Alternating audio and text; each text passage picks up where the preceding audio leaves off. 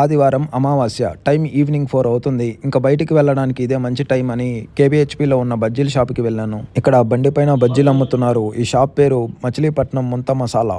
ఇంకా నేను వెళ్ళే టైంకి అప్పుడే ఫ్రెష్గా బజ్జీలు వేస్తున్నారు. నేను ఫస్ట్ ఒక ప్లేట్ మిరకాయ బజ్జీ తీసుకున్నాను. బజ్జీలు చాలా వేడివేడిగా ఉన్నాయి.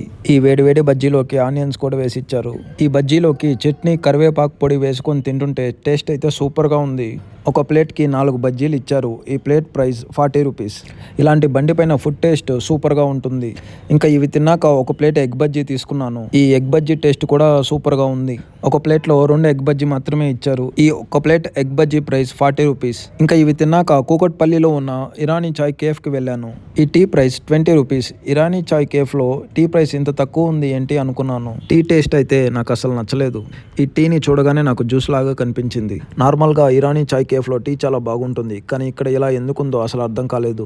నేను బయటికి ఈవినింగ్ 4కి వచ్చాను. ఇంకా రిటర్న్ రూమ్కి వెళ్ళే లోపు నైట్ అయిపోయింది. ఓకే, మళ్ళీ నెక్స్ట్ వీడియోలో కలుసుకుందాం. Follow and subscribe.